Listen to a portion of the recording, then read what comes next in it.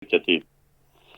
Espero, mi eterno Padre, que nos des entendimiento, nos des sabiduría, que nos acompañes, nos guíes en este día, que tú le des claridad a nuestro hermano que nos va a dirigir. Todo esto te lo pido en el nombre de Yeshua, nuestro Salvador. Amén. Amén. Amén. Amén. Amén. Amén. Bueno, hermanos, shalom a todos nuevamente. Hoy vamos a poner aquí para la comunidad. Me olvidé, sí, casi olvidé poner otra vez la grabación. Shalom a todos. Bienvenido a Maite Amparo y a todos los demás. Continuamos este Shabbat con el estudio 2, la parte 2, bueno, sería la última ya, de Ruach Shel Devorah, el espíritu de Devorah. Y es nuestro segundo estudio que tiene que ver con el tema de identificar a los espíritus, ¿vale? Características que nos ayuda en conocer las personas, ¿vale? Que formamos parte de este pueblo o que pretendemos ser parte del pueblo de Israel. Ya hay muchos encubiertos y entonces necesitamos de guía para saber cómo diferenciar entre una persona que sí sirve al Elohim de Israel y se encabeza delante del pueblo de Israel y una persona que en realidad no sirve, no se califica según los propósitos del Elohim de Israel, sino que, bueno, quiere ser algo para cual no está capacitado, ¿vale?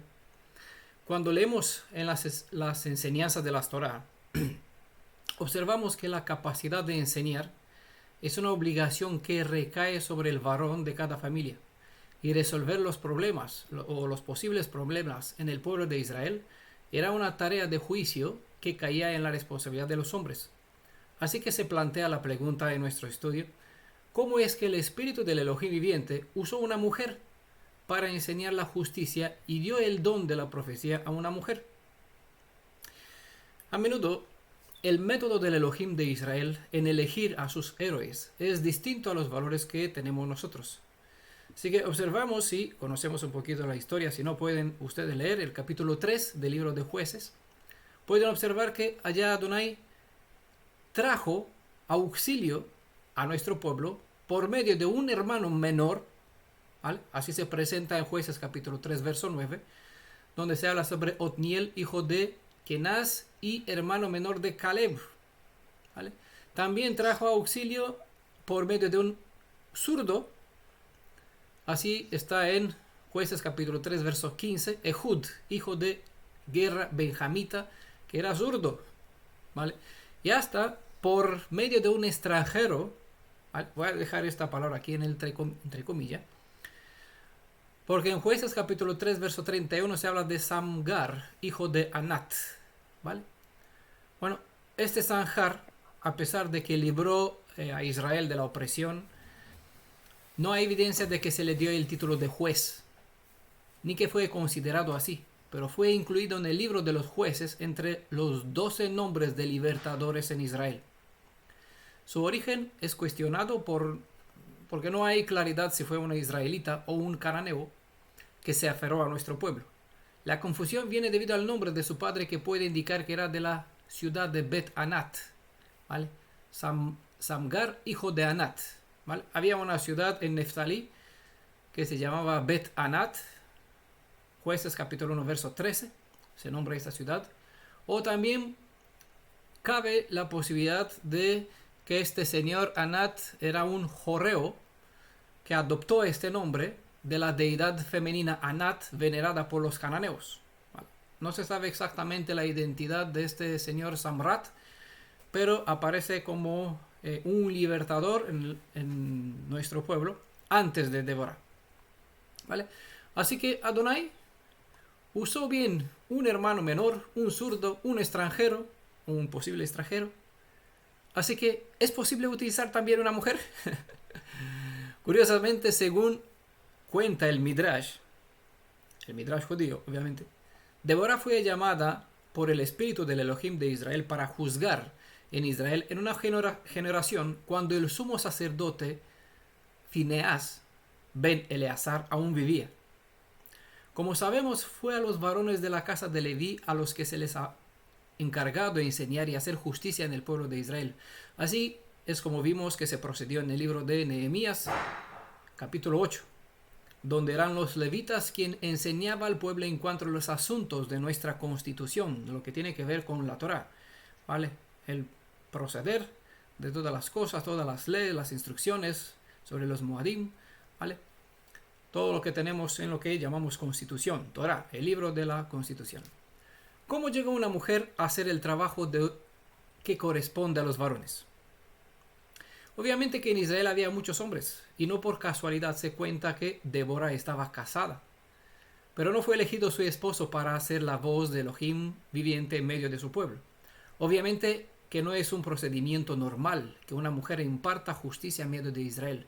Pero hay veces cuando las circunstancias levanta a quien menos se espera. Cuando hay un montón de hombres que no están dispuestos a hacer nada para situarse en la brecha causada por el pecado, una mujer puede obrar en vergüenza de los hombres.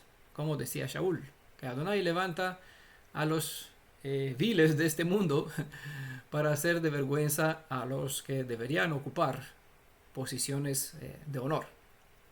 Lo que revela el proceder de Adonai en levantar a un hermano menor en lugar de levantar a un primogénito, como también se reveló en la elección de David, ¿no? A ver, cuando hemos estudiado el caso de Mefiboshet, hemos visto que David era el menor de los hermanos, ¿vale? Y Adonai, en lugar de elegir a Abishai, creo que era el hermano mayor, al primogénito, pues eligió a un hermano menor, ¿vale? Así que lo que revela este proceder de Adonai, levantar a un hermano menor, a un zurdo, a un posible extranjero, como más tarde fue el caso de Ciro, a la que fue llamado Mashiach, incluso ungido por el Elohim de Israel para traer la libertad a Israel. Incluso puede usar a una mujer para socorrer a Israel. Eso nos enseña que las obras de una persona dictan si merecen alcanzar el espíritu de la inspiración divina, ¿vale?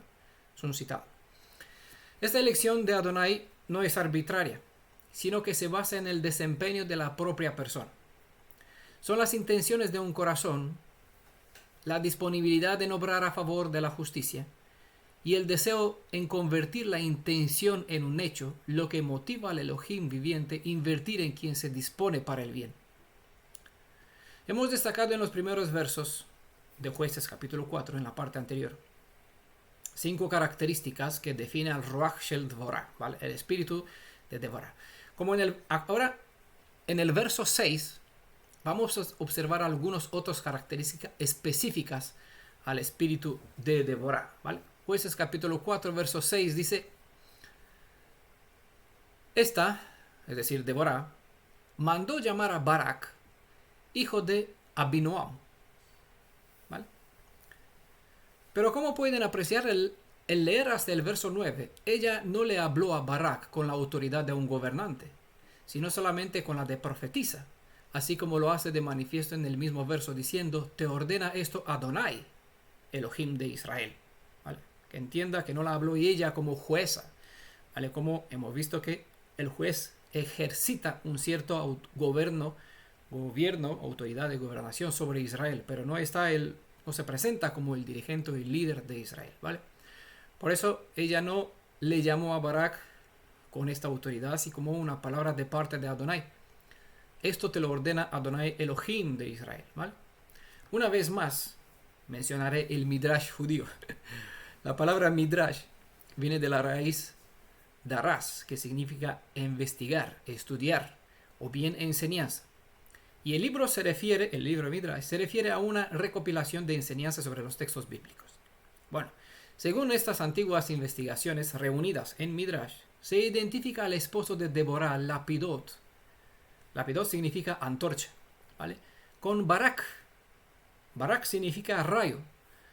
¿Por qué se identifica los que reunieron las interpretaciones antiguas? ¿Por qué identifica en este Midrash a el esposo de Débora, Lapidot, con Barak? Pues debido al significado común de sus nombres, que trae luz, y por la coincidencia que los dos descendían de la misma tribu que Débora, la de Neftali, ¿vale? La de Neftali, bueno, ¿vale? Es por eso la razón. No es una evidencia clara, pero nosotros no estamos en condición para saber si esta afirmación está del todo cierta o solo es una corazonada en base a ciertas coincidencias, ¿vale? Eso no nos impide a nosotros a seguir el estudio, sea que Baraj era el mismo Lapidot o un otro hebreo israelita, no es tanto lo que importa. Lo que es relevante es el hecho que Deborah no se puso al frente de Israel, ¿vale? Sino que dejó que esta posición fuera para el varón a quien le correspondía, ¿vale? Ese es un punto clave para que hace manifiesto la persona que tiene dentro de sí el espíritu del Elohim de Israel, ¿vale? Eso en cuanto... ¿Por qué digo esto? Porque ya saben que hay demasiadas mujeres que se han levantado en todas partes, algunas que llevan menos de un año en la fe hebrea y ya de repente se sitúan al frente del pueblo de Israel enseñando la Torah y la fe hebrea supuestamente a un pueblo hebreo, cuando apenas salió de las garras del cristianismo. Bueno, y hay muchas personas, muchas mujeres que ahora se sitúan al frente, bueno, ocupando un lugar que corresponde al varón. Vale, por eso dejé aquí este puntito como un punto significativo en cuanto al proceder del verdadero espíritu de Deborah, ¿vale? Ella no se asumió un cargo que no corresponde a una mujer, sino que envió a llamar a un varón. Hemos estudiado en Deuteronomio 22, verso 5, que en conformidad con las instrucciones de la Torah, no corresponde a una mujer llevar indumentaria que pertenece a los hombres, como es el caso de espadas, armas, armaduras, ¿vale? El estudio de todo este capítulo 22 del libro de Deuteronomio está completamente desarrollado y disponible en nuestro canal de YouTube. Pueden encontrar, o por escrito está en un PDF, ¿vale? Muchos de ustedes aquí en la comunidad pues ya conocen este estudio y esta enseñanza. Lo digo porque en muchas partes pueden ver la imagen de Deborah armada como una guerrera, y muchas personas pueden tener la imagen de una valiente, de una mujer con una espada en las manos. Bueno, características que no corresponden a las enseñanzas de la Torah, ¿vale? Por mucho que la gente trata de justificar la idea, no es un principio ni enseñanza de la Torah. De hecho, una mujer vestida así, por lo mucho que quiere parecer una guerrera, pues contraviene a los principios de nuestras instrucciones y al propósito para el cual fue diseñada desde su creación, ¿vale? Sobre esto voy a hablar un poquito más adelante. La autoridad y el liderazgo sobre Israel siempre ha sido una responsabilidad de los hombres, y en este caso el espíritu de Deborah revela que cada persona, varón y mujer, tiene responsabilidades peculiares, ¿vale? Creo que ya, para los que no escucharon la parte 1, si hay por aquí alguno, deben escuchar la parte 1 de este estudio para que entiendan qué es un juez, ¿vale? Y que el atributo de ser profeta no significa ser el líder ni el jefe de Estado de Israel, ¿vale? Es una responsabilidad, un encargo que puede ocuparlo tanto mujeres como varones, ¿vale? Pero el derecho del liderazgo siempre ha estado descansado sobre los hombros de los hombres. La tarea de asumir el mando y la responsabilidad de la batalla contra los cananeos pasó a ser el cargo de un hombre. Pero como se puede leer en la actitud del varón llamado a tomar el cargo de la responsabilidad que le concierne, entendemos un poco más el por qué Adonai usó a una mujer, ¿vale? Ahí, en la actitud de este varón, pues igual se refleja un poquito la razón de actuar de una mujer, el proceder. Ya saben, un dicho detrás de todos los grandes hombres, hay una mujer, ¿no? O una madre, ¿no? Jueces capítulo 4, verso 8 dice: Barak le respondió: si vienes tú conmigo, voy. Pero si no vienes conmigo, no voy. Bueno, como saben, no vamos a hacer el estudio completo de este capítulo, sino que el propósito del estudio es sacar en evidencia aquellas características del espíritu de Deborah, que cualifica el espíritu de Deborah, ¿vale? Entonces no nos vamos a detener, como hemos dicho en la parte 1, no nos vamos a detener en los asuntos que tienen que ver con los demás personajes que están en esta historia. Ya para eso se necesita estudios apartes. Y para todo el desarrollo del capítulo, todas las evidencias, pues necesita igualmente un tiempo aparte. Pero hoy nos centramos, como hemos dicho en la parte 1, en el estudio sobre el espíritu de Deborah, pero eso implica conectarnos o hablar o traer aquí en nuestro estudio a ciertos nombres, ciertos personajes. Muchos intérpretes llaman a este varón como comandante del ejército de Israel, pero los actos no lo califican como tal. Pero debe que tenía cierta reputación, ya que no por casualidad fue llamado a ocuparse de la guerra. Ahora, al saber nosotros el final de la historia, con razón podemos llamarlo comandante del ejército israelita, pero nos aferramos al orden de los hechos narrados antes de todo. Por lo tanto, no podemos hablar del final de la historia cuando estamos apenas al comienzo, ¿vale? Nosotros, imagínense que vamos a leer la historia de las escrituras sin saber el desarrollo de lo que sucedió después.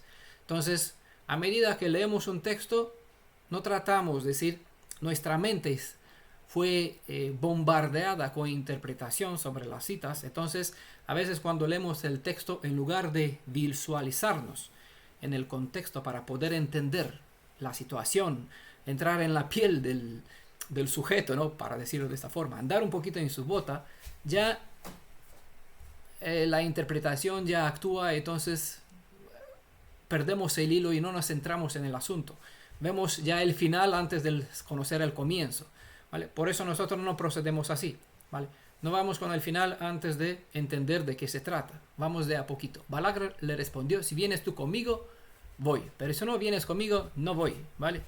Supongamos que no sabemos nada de la historia del final de la guerra, de todo 40 años de paz, todo lo que tuvieron después, el canto, no sabemos nada, ¿vale? Estamos en un momento allí donde esta mujer llamó a un hombre, Adonai te puso a frente, ocúpate de la guerra, y él dijo, pues no voy a ningún lugar, ¿vale?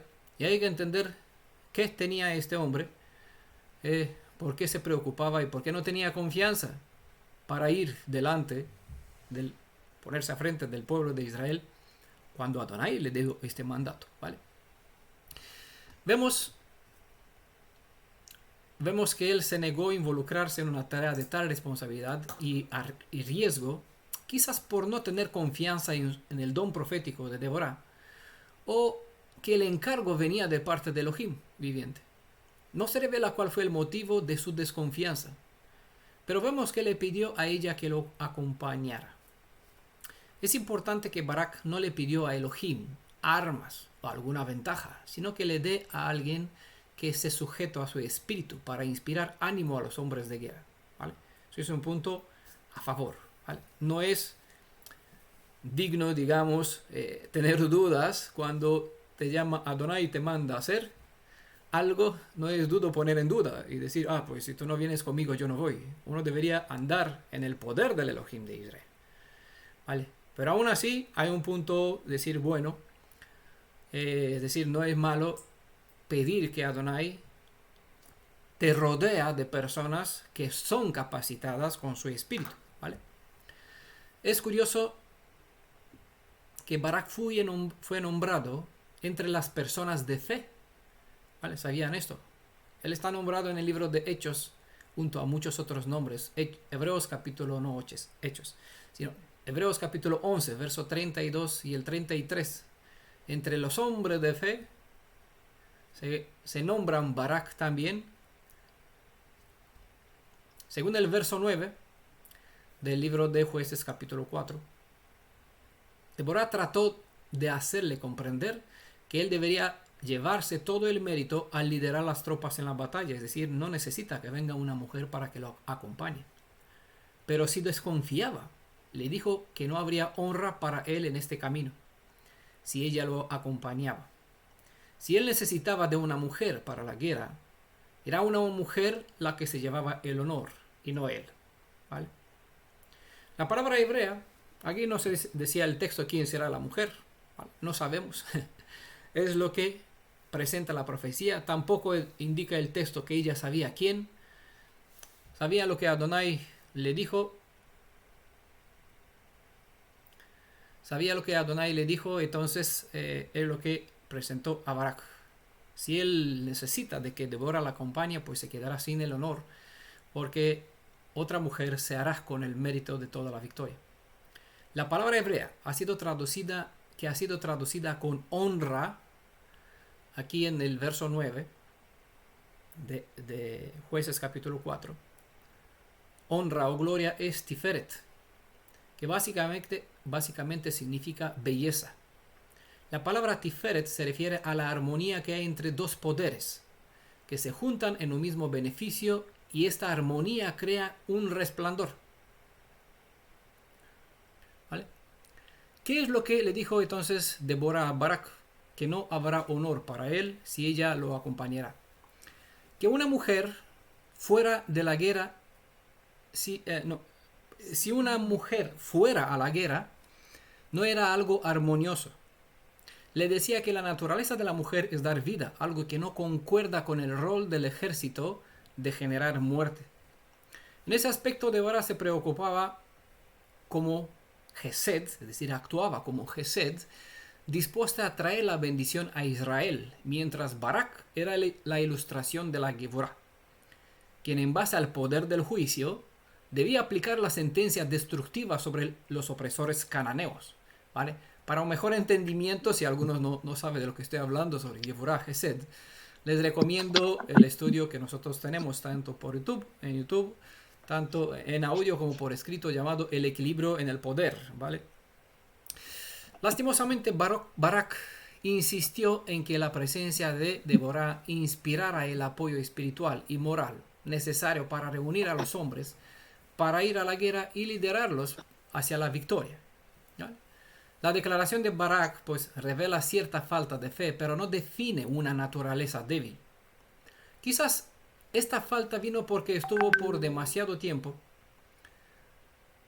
fijando su mirada en la debilidad humana, bajo el poder del enemigo, y sin duda se sintió retado por ese mandato en levantarse para la guerra. ¿Vale? Recordamos lo que repetidas veces se escribe en el libro de Zacarías: levanté la mirada y entré en visión. Es decir, mientras estamos mirando para abajo, tenemos la impresión, la actitud de esclavos. Apenas cuando levantamos la cabeza para mirar hacia lo alto, aquí hemos visto en la parte anterior, ¿no?, donde enseñaba Débora, Betel, ¿vale?, en un lugar que era alto, donde estaba la casa de Elohim, ¿vale? Entonces, cuando nos elevamos hacia un lugar alto, pues aquí viene, de la alto nos viene el poder. ¿De dónde vendrá nuestro socorro? ¿Vale? De nuestro Elohim, ¿vale? Entonces, al mirar hacia él, uno gana valentía y valor. Quizás por esto le faltaba la confianza a Barak, pero eso no significa que él tenía una naturaleza débil, porque si no, no se hubiese presentado para encaminarse. Él no se negó para estar delante del pueblo, solo que le faltaba cierta confianza. Quizás puede ser esto por el estar tantos años sin ver el poder de Elohim, porque no levantó la cabeza, siempre miró al enemigo, a la debilidad de la carne, la esclavitud, a la situación, las faltas en cual sabemos bien cómo es vivir, ¿vale? Cuando uno mira su estado y se ve impotente ante un terrible adversario, equipado con la más avanzada tecnología de guerra, entienda las soluciones, no tiene confianza en un posible mínimo éxito. No tiene confianza que va a salir adelante. No tiene confianza en el éxito. Hablando a la hermanita Lili. Ya sabe a lo que me refiero, ¿verdad? Cuando uno solo ve así y no ve quién es y no actúa como tal, no mira o sea, yo soy el único hebreo aquí. 900 de caro, como dijo David. ¿Quién eres tú? Un Goliat, un enorme. No, ¿quién eres tú para afrontar a un hebreo? Nadie. Ese es el poder de un gobierno. Vale, nada. O de lo que sea. Por otra parte, sabía que este hombre, Barak, sabía que si aún habría podido lograr reunir a un ejército, no tenía armas para luchar, ya que le fueron confiscadas por los cananeos. Eso según está escrito en Jueces capítulo 5, verso 8. ¿Vale? Jueces 5:8 dice: ni un escudo se veía, ni una lanza para 40,000 en Israel. 40.000 hombres en Israel no tenían una lanza. Bueno, lo mismo sucedió en los días de Shaul, creo, donde espada solo tenía él, Shaul y su hijo, si recuerdo bien, ¿verdad? ¿Qué esperanza podía tener Barak yendo a la guerra con personas sin armas, un ejército sin experiencia, en contra de 900 carros de combate? Vimos al principio del capítulo 4. Era un suicidio total. Es decir, imagínase que tiene que afrontar el infierno. Una legión de demonios. Saben bien qué poder tiene un ángel caído. Imagínase afrontar una legión. ¿Vale? Esos son 900 carros de guerra. Con hachas. ¿Vale? Con flechas. Gente que solo tienen palos. Lo que tenía en Israel. Un ejército sin experiencia contra 900 carros de combate. Era un suicidio total. Es comprensible que tras 20 años de esclavitud, Israel era demasiado cansado y desanimado para luchar y necesitaban de alguien que lo inspirara. ¿Vale? No debería estar las cosas así, pero hay un plan B. ¿Vale? Siempre hay una segunda milla. Y lo vemos repetidas veces en las enseñanzas de Elohim. Y aquí es una de ellas. Como en aquel entonces, hoy también nuestro pueblo está desanimado y no tiene fuerza para luchar en contra del mal, pero Elohim de Israel levanta personas como Débora, dispuestos... ¿Quién tiene el micrófono? Eli. Bueno. Eli, por favor. Ya le cierro. Personas como Débora dispuestas a acompañar al ejército del Elohim viviente en sus guerras diarias e inspirarles ánimo, ¿vale? Es lo que le pidió Barak, ¿vale? Cuesta aprender que la fuerza de muchos es un tremendo poder y que uno solo es fácilmente vencido por el mal, mientras que la unidad de muchos, como una comunidad, puede traer la victoria cuando la debilidad humana es unida al poder del espíritu del Elohim viviente. Lastimosamente es una lección que a muchos hermanos les cuesta aprender. Y algunas prefieren andar solos por razones subjetivas, ¿vale? No que tienen razones objetivas. Y claro, pocos mantienen un rumbo bastante equilibrado, porque la mayoría, como saben, como han presenciado, pues se desvía por algunas de las muchas sendas en cual nuestro pueblo anduvo en tiempos de apostasías. Hoy se llama sendas hebreas todas. Y a saber qué enseña cada una, aprovechándose de los principios de la Torá, nombrando el nombre Torá, pero enseñando principios que no tienen que ver en absoluto con el proceder de la Torá. Es relevante añadir en este contexto que la estrategia del mal es desarmarnos de nuestras armas y armaduras antes de esclavizarnos. ¿Vale? Voy a volver a leer el texto, Jueces capítulo 5, verso 8. Ni un escudo se ve, ni una lanza para 40.000 en Israel. Hemos estudiado aquí hace tiempo Efesios capítulo 6, donde hemos visto que nuestro jefe de los ejércitos nos armó con todo lo que necesitamos para defendernos y obviamente nos instruyó en el arte de la guerra para saber defendernos. Os recomiendo, para los que no saben, el estudio llamado La lucha en contra de las potestades. Es un estudio que está por escrito también en audio. Cuando el Elohim viviente llama a alguien, no importa lo que los demás piensan, no importa si uno es general o solo es un hombre, si tiene habilidad en usar la palabra o si es tartamudo como fue Moisés. Uno no debe mirarse a sí mismo como es, sino confiar en aquel que lo llamó, porque en él la persona puede todo para cuanto es llamado a hacer. Como está escrito en Filipenses capítulo 4, verso 13. Puedo todo. Y muchos se paran por aquí. La mayoría olvidan en el Mashiach que me fortalece. Y estar en el Mashiach no puedes andar solo. Porque Mashiach es la cabeza de un cuerpo. ¿Vale? Mashiach no es algo individual. Forma parte de Israel. No se puede desvincular de su pueblo. Y no puede uno andar con el Mashiach suelto por aquí. Porque el Mashiach y su pueblo es un ejad. Entonces es obviamente una persona que anda con el Mashiach, anda unido, ligado a su pueblo. ¿Vale? Aquí no somos el pueblo, somos una partecita del pueblo. ¿Vale? ¿Vale? Los siguientes versos del libro de Jueces capítulo 4 presentan el desarrollo de la guerra hasta la victoria. Esos hechos no forman el interés de nuestro estudio, así que no nos detendremos en sus detalles. ¿Vale? Son importantes, pero para otro momento. Hoy no es la ocasión para hablar de estos detalles. Normalmente, si un ejército tiene la ventaja de la altura, no deja su posición alta para luchar en la valle. ¿Vale? Ellos estaban en la cima de una colina, hemos visto en la parte anterior, pero lo que Débora dijo en Jueces capítulo 4, verso 14, era que Barak abandone sus posiciones ventajosas para bajar donde están los feroces armas de guerra. Es decir, un consejo que humanamente, desde la perspectiva estratégica de guerras, suena absurdo, aberrante, irreal, injusto, pero aquí no hablamos de guerras comunes, normales, ¿vale? Hablamos en especial de guerras espirituales, ¿vale? Y esta era una de las guerras espirituales. Es una lección que a nosotros nos enseña muchos detalles, pero bueno, no forma parte de nuestro estudio. Ahora, la palabra de Débora vino por un hecho redundante, dado que esta guerra ya había sido ganada por el ruido estrondoso provocado por el Elohim de Israel. Entonces, no por nada dijo, bájate de tu posición estratégica, donde tienes ventaja sobre los carros. Los carros de combate son poderosos, pero no pueden subir en las colinas. Desde la colina tú puedes tirar flechas. Bueno, no tenían piedras, ¿no? Lo que sea, sobre los carros que estaban en el valle.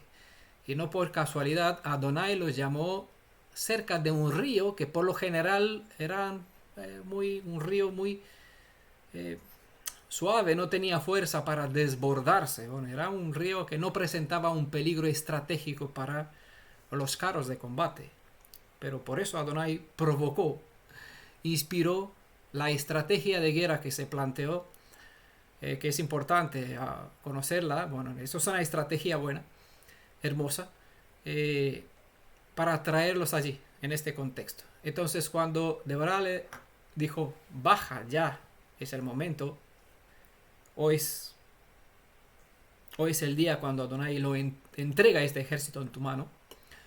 Básicamente, Barak solo tenía que perseguir a un enemigo vencido hasta terminar el trabajo. Ya saben que el desborde del río, la lluvia, el estruendo del ruido que escuchaban, crearon pánico y infundió miedo. Abandonaron los carros y solo tenían que acechar. No les quedaba más que apoderarse de las armas que este ejército, dejaron y destruirlos. Como ya había sido predicho, Barak debía haber sido aquel quien, tras lograr la victoria, recibiera el honor en ser quien destruyó al general Sisara. Pero como no reveló emuná shelema, es decir, fe completa, perdió el principal honor, quedando en segundo plano en la guerra.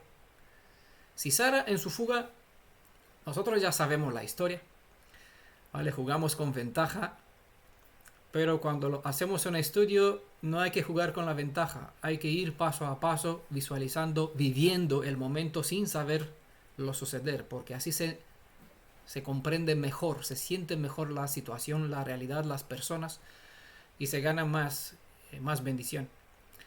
Sisara en su fuga, como sabemos, entró en la tienda de Jael. Esta era una mujer que era la esposa de Jaber, quien era un queneo. Queneo era de los hijos del suegro de Moisés. Los dos Jael y Jaber pertenecían al pueblo de los recabitas, que convivieron en armonía con los hijos de Israel en Canaán. Según Génesis, capítulo 15, verso 19, la familia de Heber se había separado del resto de sus familiares y vinieron a habitar junto a los cananeos, y con ellos tenía una cierta alianza. Por eso, Sisara tenía confianza a acercarse a este campamento de este hombre, porque lo tenía como socio, como persona de cierta confianza, ¿vale? Con quien tenía un cierto trato. Aunque aparentemente vivían en paz esta la familia de Heber, con los cananeos, parece que se sentían unidos a los israelitas con los cuales existían ciertos lazos familiares, ¿vale? Algo motivó a Jael, ¿vale? Como he dicho, tenemos que hablar sobre ciertos personajes, pero no entramos en los detalles. Tenía un cierto sentimiento hacia Israel, ¿vale? Como mujer de forma particular. Tal como relata la historia y como había profetizado Débora, esta mujer, Jael, dio la muerte al terrible general cananeo. El trabajo de armar y desarmar la carpa. Creo que todos sabemos que las carpas en aquel entonces era lo que para nosotros hoy son casas. Este armar y desarmar las carpas, la tienda, era un cargo que pertenecía o de cual se ocupaban las mujeres. Así que Jael, como todas las mujeres, era experta en manejar el martillo y las estacas. ¿Vale? Las estacas son como unos clavos grandes, ¿vale? Con cual se arrama las tiendas. No le tembló la mano en traspasar el cráneo de Sisara por saber exactamente lo que tenía que hacer, ¿vale? Si fuera en nuestro caso, pues no tendríamos tanto, creo que daríamos por al lado, despertaría a Sisara, nos cortaría en pedazos. Pero lo bueno es que en aquel entonces las mujeres eran muy diestras y tenían fuerza. Eran mujeres de campo, ¿vale? Sabían manejar el martillo. Para aquel entonces era un mandato, una gran responsabilidad proteger a un invitado. Así bien como todos conocemos la historia de Lot con los dos invitados, los dos ángeles, no sabía que son malajimes. Los recibió en su casa y los protegió, ¿vale? Con su vida. ¿Vale? Para aquel entonces era un gran honor, una gran responsabilidad ocuparse de los invitados y protegerlos. Pero en nuestro contexto, Jael, la anfitriona, mató a su invitado. El nombre Jael significa cabra montés. La cabra, como sabemos, es testaruda por su naturaleza. Todos conocemos las cabras domésticas. ¿Cuánto más la cabra salvaje? Y así se mostró Jael, pero en sentido positivo esta vez. Ella se puso en contra de los reglamentos de hospitalidad y desobedeció. Desobedeció las tradiciones humanas a favor del beneficio del pueblo de Israel. Y este acto se le consideró como un acto de justicia a su favor, de modo que fue bendecida en Israel y honrada en los cánticos. Jael fue llamada muy bendita entre las mujeres por su valentía, y así aparece en Jueces capítulo 4, verso 22, y en capítulo 5, verso 24. No se suele bendecir a los gentiles en nuestro pueblo, pero cuando un gentil es bendecido por un hebreo, se extiende la cobertura de Israel sobre él, ¿vale? En aquel entonces, ser vencido por la mano de una mujer se consideraba demasiado humillante. Un ejemplo en ese sentido está en Jueces capítulo 9, versos 53 hasta 54. Entre los insultos que los cananeos mostraban hacia los israelitas era también el hecho de humillar a las mujeres, en tratarlos como botín de guerra, así como aparece en Jueces capítulo 5, verso 30, donde Débora canta lo que pensaba la madre de Sisara, porque su hijo se retrasaba tanto. Jueces capítulo 5, verso 30.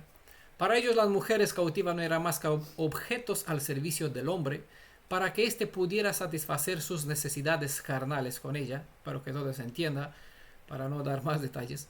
Y a veces eran vistos solo como instrumentos para procrear.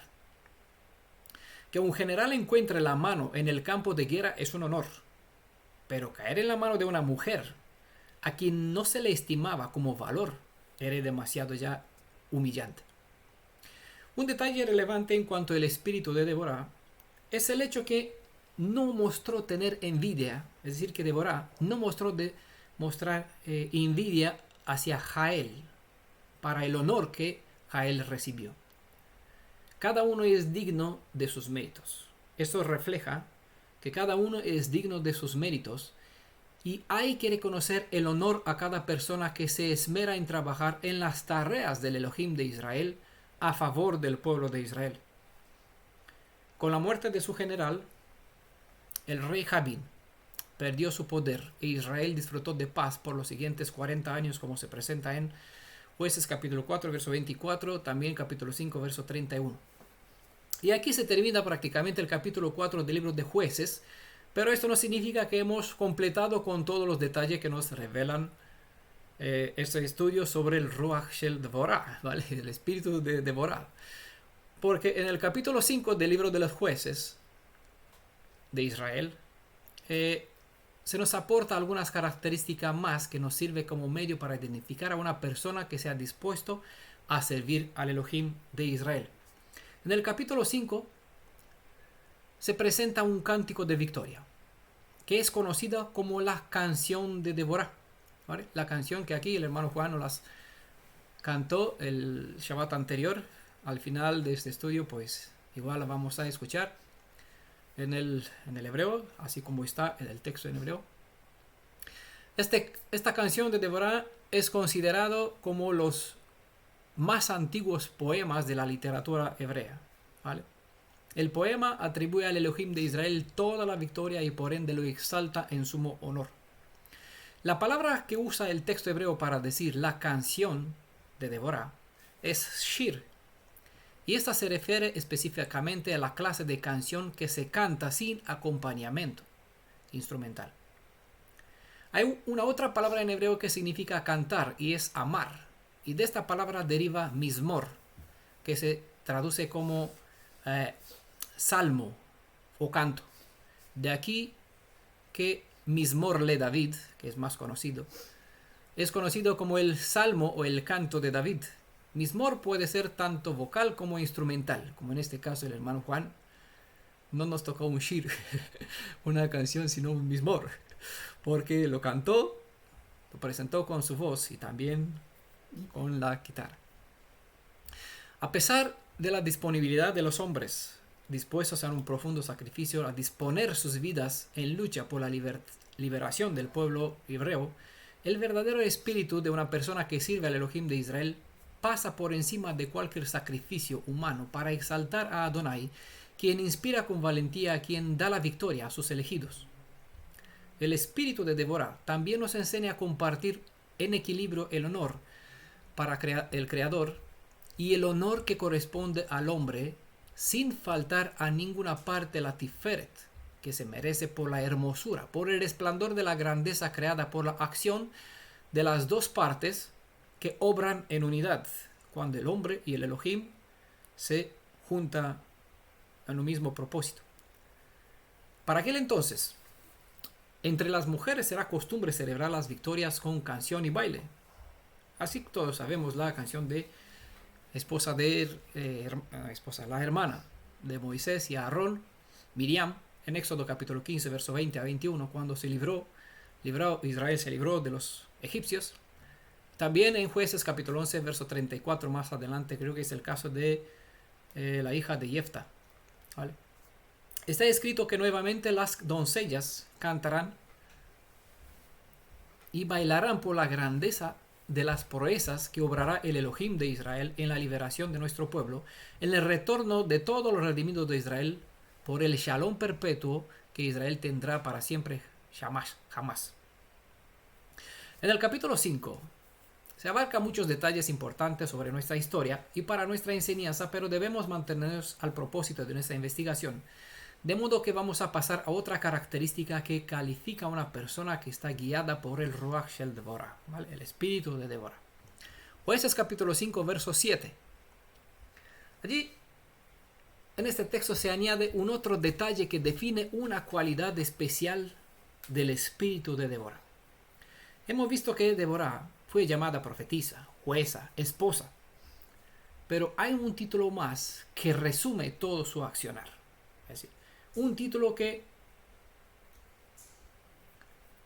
es la motivación o la llave maestra o el motor para cual ella fue profetisa, se presenta esposa y jueza, ¿vale? Hay un detalle más, un título que hace la razón de todo lo anterior, que se le atribuye. Este espectacular título se encuentra en su cántico de alabanza, donde dice aquí, Jueces capítulo 7, verso 5, hasta que yo, Débora, me levanté como madre en Israel. Una madre. Se entiende del contexto que aquí no se trata de ningún orgullo personal. Me levanté yo, ¿vale? Yo soy el elegido, yo soy el ungido. Vendrán muchos en mi nombre y dirán, ¿vale? No es el caso aquí, ¿vale? Hasta que me levanté yo, me levanté como madre en Israel. Aquí no se trata de un orgullo personal, sino más bien que se le honra al Elohim viviente porque Él obra mediante las personas dispuestas en hacer algo, y ella era la dispuesta en esta crisis en cual se encontraba Israel, ¿vale? Por eso se le debe dar el honor a la persona que se merece el honor porque lo muestra, ¿vale? Porque nadie está obligado a hacer algo. Entonces cuando uno hace para servir de sí mismo, se levanta para servir, no se le puede quitar el honor a una persona que le corresponde por sus méritos. Y Adonai lo reconoce. Si había un sumo sacerdote en Israel, si había un varón dispuesto a ponerse al frente de un ejército, si se encontraron varones dispuestos para alistarse,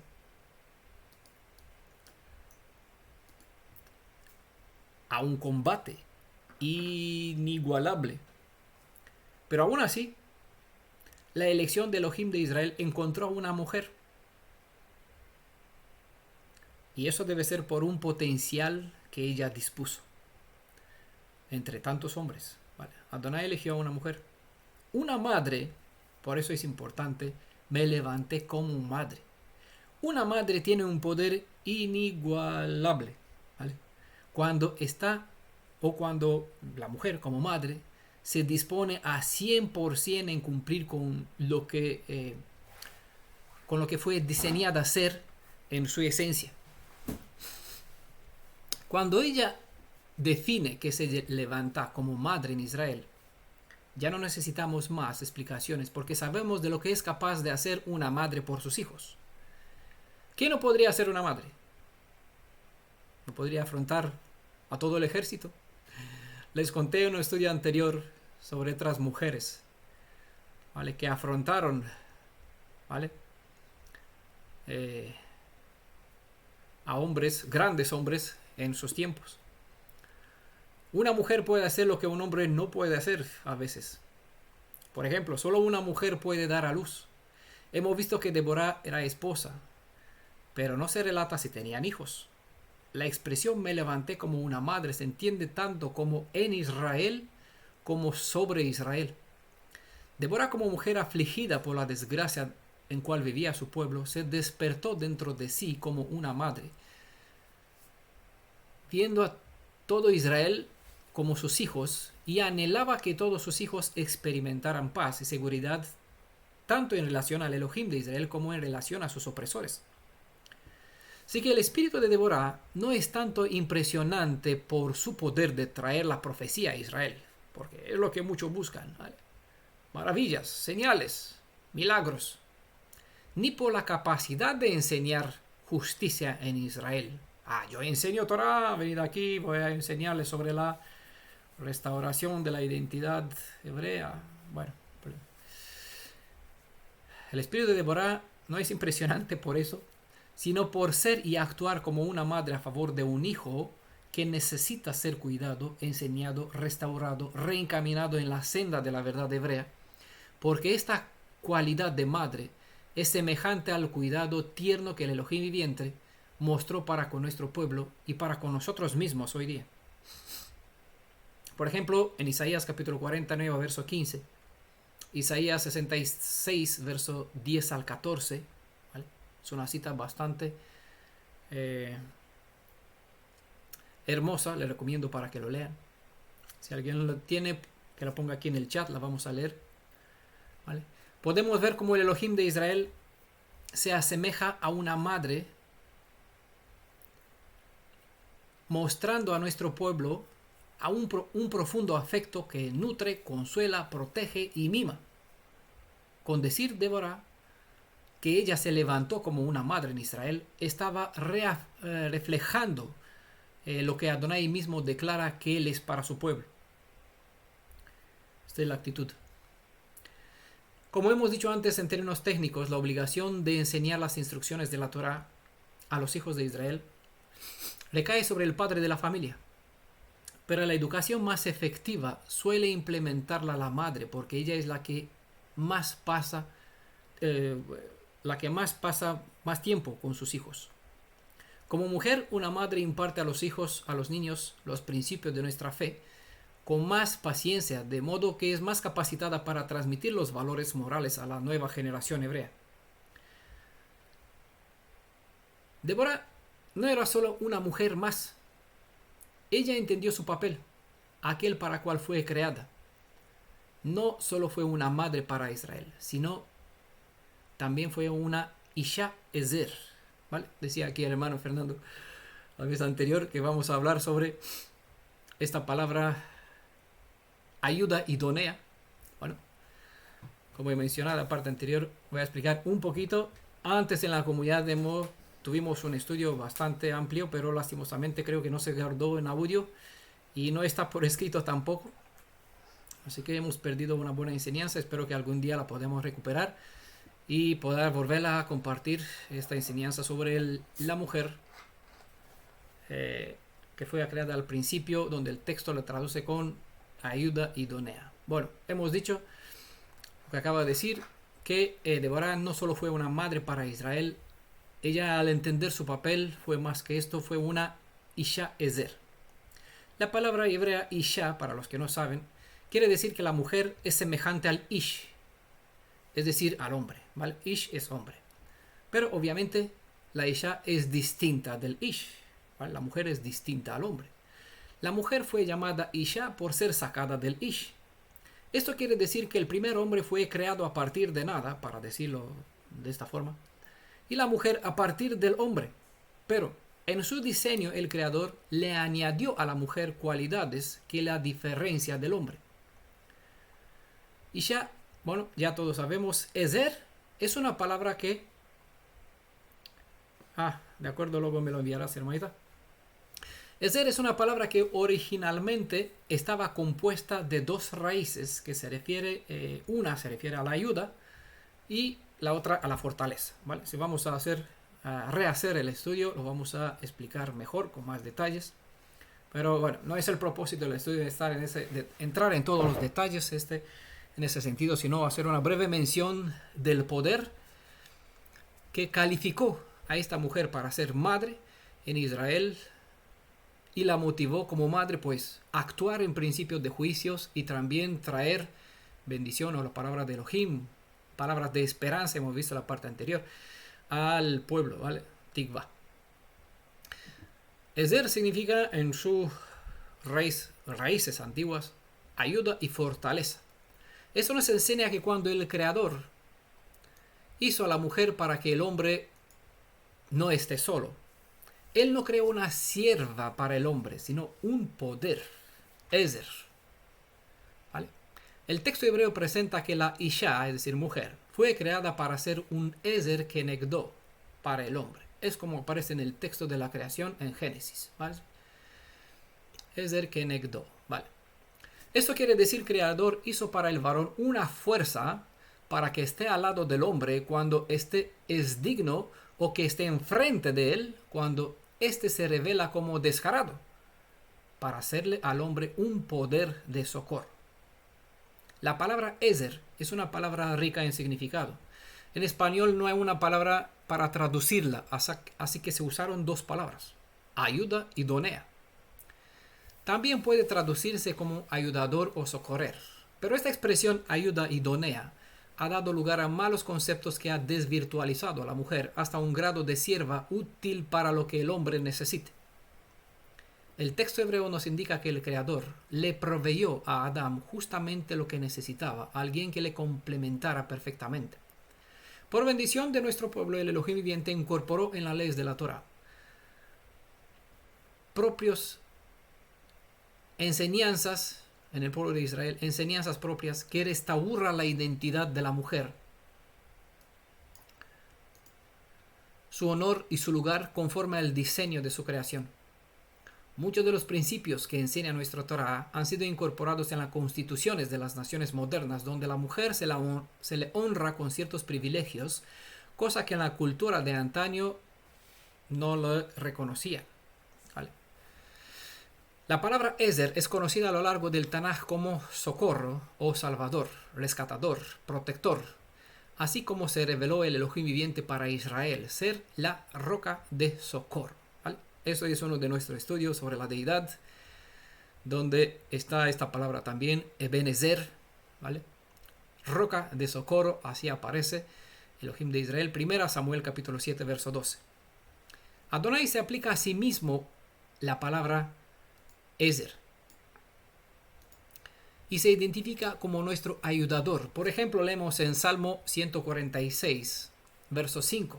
Bienaventurado aquel cuyo ayudador, es decir, Ezer, esa es la palabra en el texto hebreo, es el Elohim de Jacob, cuya esperanza está en Adonai, su Elohim. Es una cita que es bueno que la recordemos siempre. Bueno, veré una vez más. Bienaventurado, hay una bienaventuranza para aquel varón, mujer, cuyo Ezer, ayudador, es el Elohim de Jacob, cuya esperanza está en Adonai, su Elohim. Para la palabra esperanza no es tikva. Eso es una palabra que se refiere a estar a la espera, expectativa, ¿vale?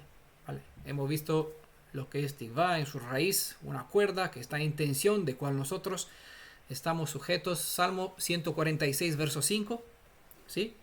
Salmo 146, verso 5, cuya esperanza está en Adonai, es decir, espera en tensión, en expectativa, como la cuerda está tensada y se escucha la vibración, esta es la esperanza activa que una persona tiene, no una pasiva, ¿vale?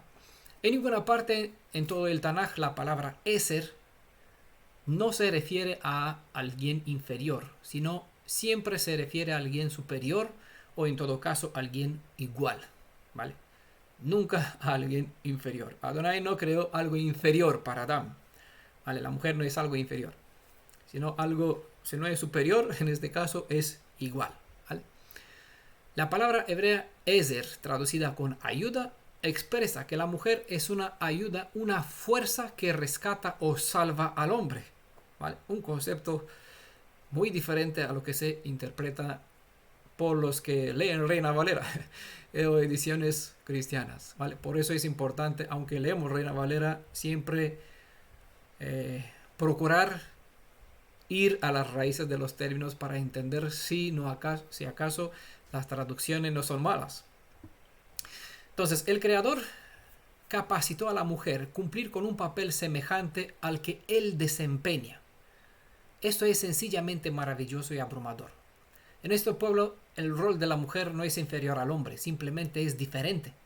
Sus responsabilidades y obligaciones son distintas, pero no por ello menos importante, ¿vale? Esa es la razón por cual cuando Débora dijo que además de ser mujer se levantó como una madre en Israel, significa que se asumió todo el papel para cual fue creada, tanto como mujer, esposa y madre en este pueblo nuestro.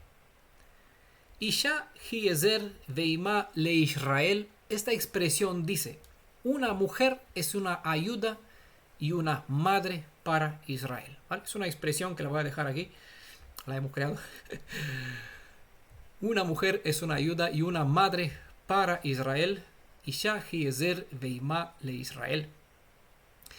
La principal característica que nos revela el Ruach de Débora es que la principal preocupación que una persona que sirve al propósito del Elohim de Israel en el beneficio de nuestro pueblo es centrar todos los recursos de su persona que tiene su persona en levantar el honor caído de nuestro pueblo. Trata a los hijos de Israel como a sus propios hijos. Es lo que hace una madre. Una persona que tiene este espíritu que tuvo Débora como madre en Israel. Trata a los hijos de Israel como si fueran sus propios hijos.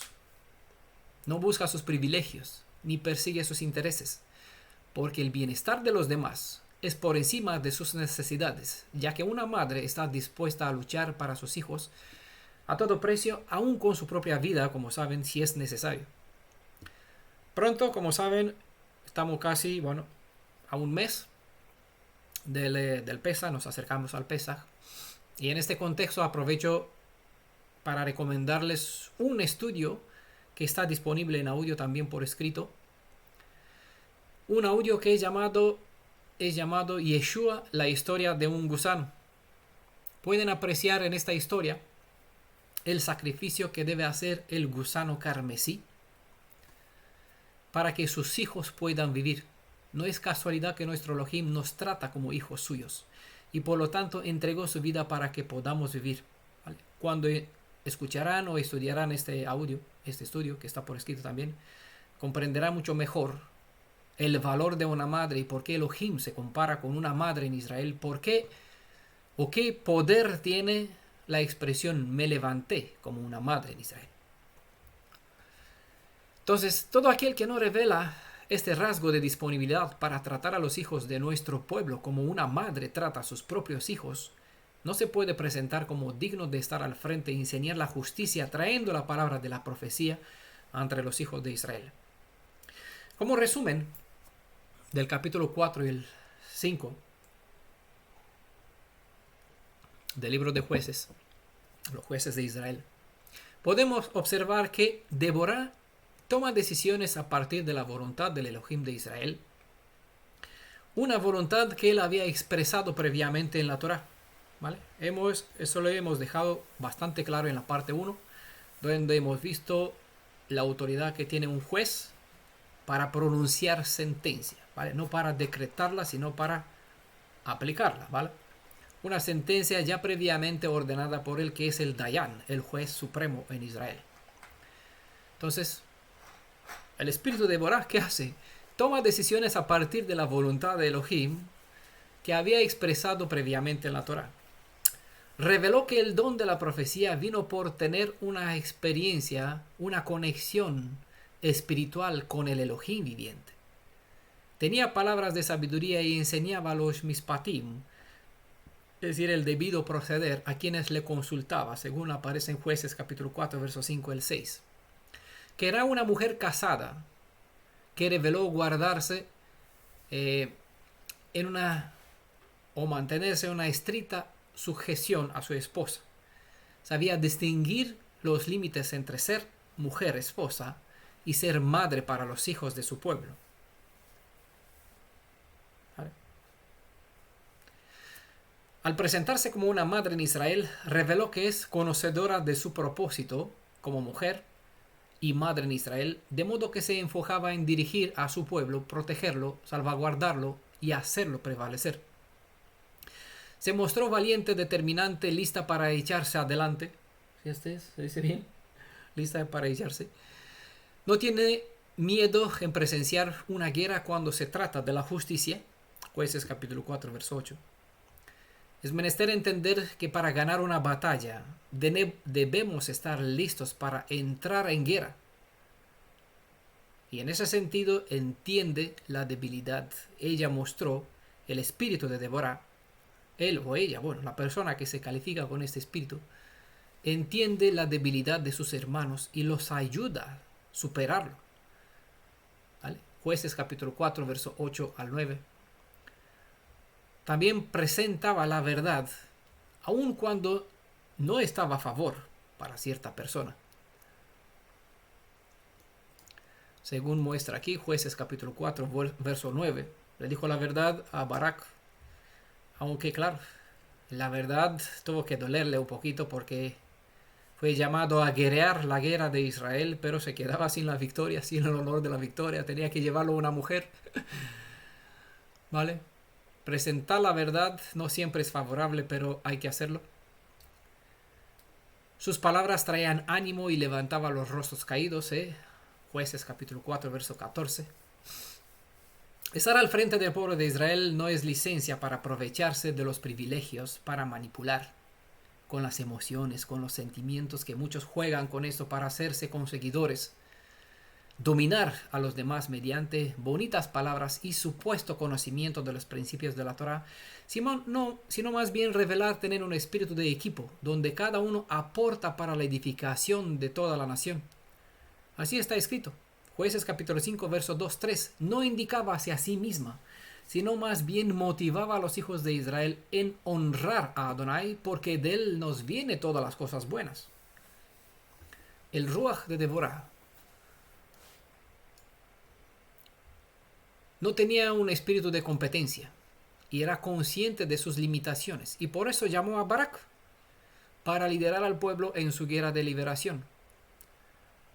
Se revela que apreciaba el esfuerzo de sus hermanos en lo que cada uno aportaba a la buena causa. Jueces capítulo 4, verso 24, verso 24 también en el capítulo 5, capítulo 4, capítulo 5, el mismo verso, 24, ¿vale?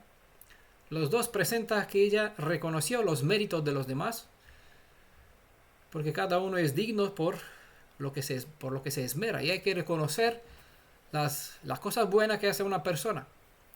No es alabarlo en vano, sino es honrar a las personas con un mérito que le corresponde. También expresó su deseo en el crecimiento y bienestar del pueblo, aun cuando eso significa la muerte de los adversarios de Israel. ¿Vale? Y con eso se termina el libro de Jueces capítulo 5, el verso 31.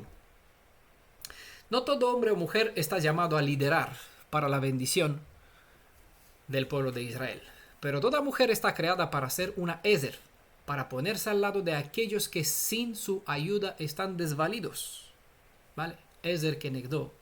Ella se presentó como esposa, pero también como madre en Israel, y como madre, como mujer, fue creada para ayudar al crecimiento, aportar al crecimiento de su esposo, ayudarle también, y también para estar al frente, ayudar a su pueblo para crecer, para volver como hijos al buen camino. Por igual, a Deborah todos podemos marchar en el poder del Elohim de Israel.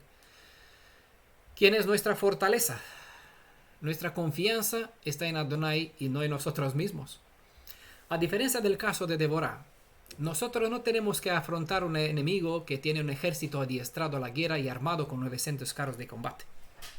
Nuestra lucha está en contra de un ejército en retirada, que ya perdió la guerra.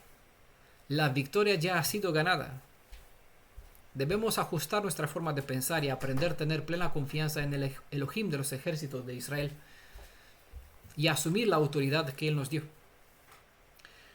Los rabinos aplicaron a Deborah y a aquellos como ella el verso de Proverbios capítulo 14, verso 11, donde dice: la más sabia de la mujer, ¿qué hace? Edifica su casa. La más sabia de las mujeres edifica su casa. La persona sabia edifica la nación de Israel y la fortalece en los propósitos, las enseñanzas de la Torá, mientras que una persona necia, porque siempre si hay una sabia, hay una necia, en el mismo libro de Proverbios se presentan las dos extremas. Aprendemos el bien que tenemos que seguir, ese es el proceder, y el mal que no tenemos que seguir, ese también es el proceder. Eso es mishpat, ¿vale? La mujer sabia edifica la casa. La mujer necia, o la persona necia, para no hablar solo de la persona, porque sabemos que los rabinos aplican este espíritu, estas cualidades, esta característica de Deborah a todos aquellos que edifican la casa, en este caso hablando de nuestra nación, de nuestro pueblo, nuestra comunidad, nuestra familia, nuestra casa propia. Puede ser la casa de nuestro Beit, la casa de nuestro propio Lev, de nuestro propio corazón. Una persona necia solo traerá contienda y en lugar de edificar a Israel, separa a los hermanos. Ya saben. Debemos tener en cuenta que antes de que Deborah pudiera siquiera intentar el desafío de afrentar al enemigo, primero hizo una cosa: inspiró a los hijos de Israel en hacer teshuvah, es decir, volver al Elohim, nuestro Ebenezer, quien es la roca de socorro. Ella hizo todo lo que estuvo a su alcance para reedificar las bases espirituales de la nación hebrea. Eso es lo que dicen los profetas, los que se sitúan en la brecha. Había una brecha en su día. Después de 20 años de aflicción, se levantó, se puso en la brecha. en las profecías indica que igual sucede. Hay personas que Adonai los levanta porque se esmeran, porque sienten como una madre, como un padre en Israel, y Adonai les capacita, ¿vale?, para ocupar este hueco, este agujero, esta brecha, para restaurar las bases de nuestro fundamento espiritual, en nuestra emuná. Una vez que se establece un camino espiritual, que en su caso se estableció, la victoria física reafirmaría la convicción de que la nación de Israel ya mostraban lealtad a la Torá, y esta lealtad hacia la Torá pues generaba una respuesta positiva de parte de Adonai, obviamente dándoles bendición. Hay un ciclo, ¿vale?, un círculo en cual cuando uno entra, pues entra bajo la alianza, la protección, el escudo de la bendición y la protección. Lo que nos revela el libro de Jueces al nombrar esos ayudadores de Israel es que independiente cómo es la persona que se dispone al servicio del Elohim viviente, sea este hombre o mujer, fuerte o débil, confiado o inseguro, todos son fuertes cuando son movidos por el espíritu del Elohim de Israel, o mejor dicho, cuando se disponen a ser medios a través de cual el espíritu del Elohim de Israel puede mover o levantar un Israel aún fallecido. Se llama despertar, como vamos a dice en Jueces capítulo 5 verso 12, y con esto vamos a terminar nuestro estudio. Ahí dice Jueces 5:12, despierta, Débora, despierta, despierta, despierta, entona un cantar, ánimo, arriba Barak, apresa a los que te apresaron, hijo de Ahinoam. El llamado a despertar es para todos, y cada uno de los hijos e hijas de Jacob, quien por largo tiempo han estado oprimidos bajo el poder del mal, cautivos entre las naciones gentiles, desarmados de sus armas espirituales, pero aún así el despertar es para ellos. El cantar las alabanzas al Elohim de los ejércitos de Israel es hablar a todos alrededor de las proezas de nuestro Redentor, lo que hizo y lo que hará, y también dar testimonio de lo que está haciendo.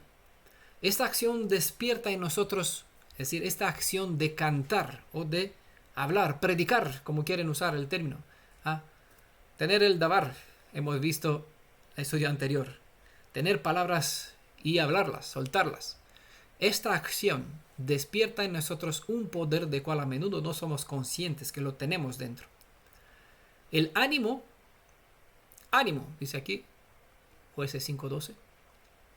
El ánimo es la fuerza que puede poner en marcha el motor de la emuná. La emuná es confianza, traducida como fe. Porque por mucho tiempo esta ha estado como un motor inoperativo. Pero el ánimo puede poner en marcha el poder de la fuerza de la emuná. Nombre como Barak y Deborah aquí son metáforas que aluden a cada hijo del Elohim de Israel. Hijo de Abinoam. Abinoam significa padre deleitoso o agradable. Abinoam, hijo de Abinoam. Esas últimas palabras de este verso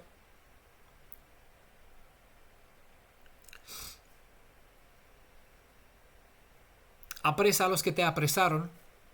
Básicamente es una invocación, un llamado a una obra de justicia. Es un llamado para que el Redentor de Israel entre en acción. El Elohim de Israel es preso, como sabemos, cuando su pueblo está preso. El llamado a despertar es para cumplir con lo que es nuestro deber. Porque si nos levantamos con ánimo, Él se desperta como un guerrero. Cuando el pueblo de Israel clamó a Él, se despertó para clamar en la tierra de Egipto, Él envió a Moisés. Y siempre vemos aquí en el libro de Jueces, está lleno de ejemplos, siempre que el pueblo clamó al Elohim de Israel, Él acudió como una madre para socorrer a sus hijos. Para gozar de la verdadera bendición que viene cuando hay unidad entre los hermanos, es necesario ayudar en la tarea de librar al oprimido de su opresor, a fin de que los hermanos se deleiten en Shalom. ¿Vale? Y con Shalom aquí terminamos nuestro estudio sobre el espíritu de Deborah, con la bendición de nuestro Elohim de Israel en guiarnos hasta este momento para brindarnos esta lección, esta capacitación. A Él sea la honra por todo lo que hemos recibido en estos 2 audios. Todo va a quedar por escrito en una guía de estudio que siempre pueden tenerlo a mano, ¿vale? Shalom a todos, bendiciones, y que el Ruach pues nos guíe en más temas como estas del espíritu de algún otro personaje, ¿vale? Cuando Él lo dispone, pues ya dará conocimiento, sabiduría y el poder de palabra para poder compartir con ustedes todo lo que necesitamos saber para identificar a los espíritus. Shalom a todos, ¿vale? Ah, por cierto, la canción aquí, el hermano Juan, si ya puede, la estamos esperando. Se titula El canto de Débora, está en hebreo. Sí.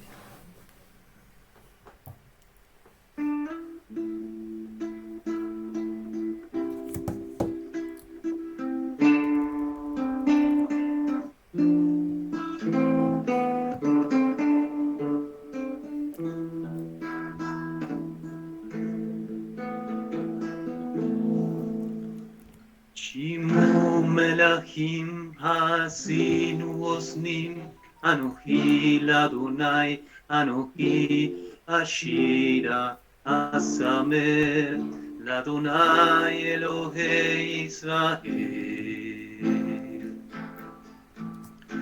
Shimu melachim hasinu osnim, Anochi ladonai, Anochi Ashira Asamer, Ladonai Elohei Israel. Adonai betzedka miseir, betzedka misdedom, eret rasha, gan shamayim natafu. Adonai betzedka miseir, betzedka misdedom, eret rasha, gam abinat fumayim. Uri, Uri dvora, Uri, Uri davishir, Uri, Uri dvora, Uri, Uri davishir, Kumara kushev sheveka, Kumara kushev sheveka, Ben Avinoam.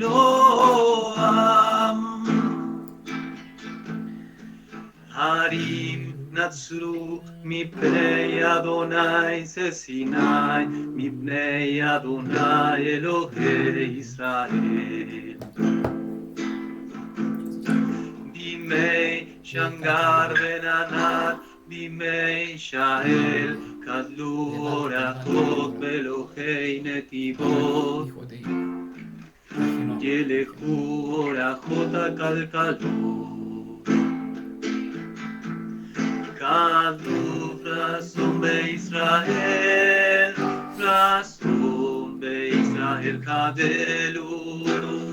עד שקמתי דבורה, שקמתי אם בישראל.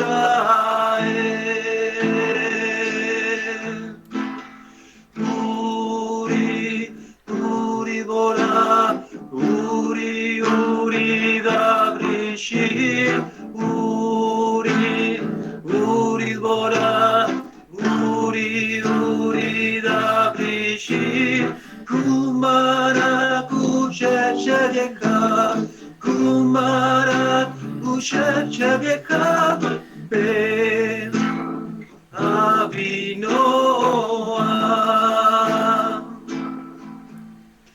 Shimu melachim hasinu osnim, Anochi ladonai, Anochi ashira Asamer l'Adonai Elohei Israel.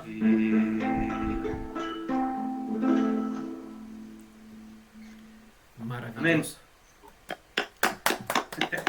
Sorprendentemente Gracias. un éxito.